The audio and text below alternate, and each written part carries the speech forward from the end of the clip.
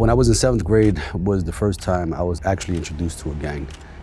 So it got to a point where my father says, you know what, you can no longer live with me. He drove me to a park near my house. He parked the car. He told me, get out. I got out the car. He left. So all of these incidents, in these moments, I would ask God, God, help me. You get me out of this, God, I'm gonna be a changed man. And at that point, I began to kind of question, is Jesus God? But Jesus died. So he gave us a Quran. We took the Quran, we would go to my house, and we began to talk. The light finally turned on. I said, I feel more comfortable calling upon who Jesus called upon, God. My mother, we battled, we fought. She said to me, son, I need to talk to you. And I said, oh, here we go. She says, I've been watching everything you do. Your faith is amazing. And what it's done for your life is amazing. And I want to be Muslim. Assalamu alaikum, I'm Mr. Lebron. Thank you so much for accepting our invitation. Welcome to Towards Eternity's interview. Who is Imam Mr. Lebron? Can you tell us briefly about your life? Wa alaikum assalam wa rahmatullahi wa barakatuh. Jazakumullah khairan for having me on.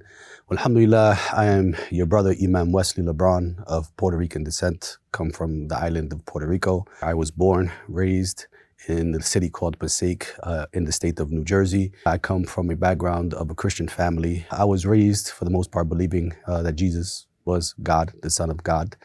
Until, maybe my middle school years, where I kind of strayed away from religion altogether and kind of just got lost in life as a young man in the streets, partying, drinking, smoking. And then around 20 years old, I, mashallah, was introduced to Islam. How was your life in regards to faith? What were you believing in? So in regards to faith, as a Puerto Rican, so Christianity was our form of faith, believing that Jesus was God, believing that, he was the one that we had to worship, that he was the one that we had to call on. So naturally, a person being born into a faith, like most people are, I didn't question the faith throughout my childhood. I began to question the faith when I was in my teens. But when I began, or when I would get into trouble, was the time when religion would pop up, right? You get into problems, something happens in your life, oh, God, help me. God, save me, right? But I didn't really know who I was calling on. Do I call on Jesus? Do I call on God? And at that point, I began to kind of question, is Jesus God? But Jesus died. If he died, that means he was a man. Can he be God? Does God die? How does all of this work? And really, I kind of preferred to just stay out of religion altogether. So I never really did any investigation and kind of just continued to live life, just worrying about the moment and thinking about having fun and entertainment and living life that way. What was the age that you get involved in the gang life? So when I was in 7th grade was the first time I was actually introduced to a gang.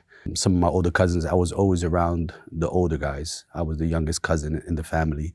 So the first experience I had was in 7th grade when my cousin was part of what was called the 4th Street Posse.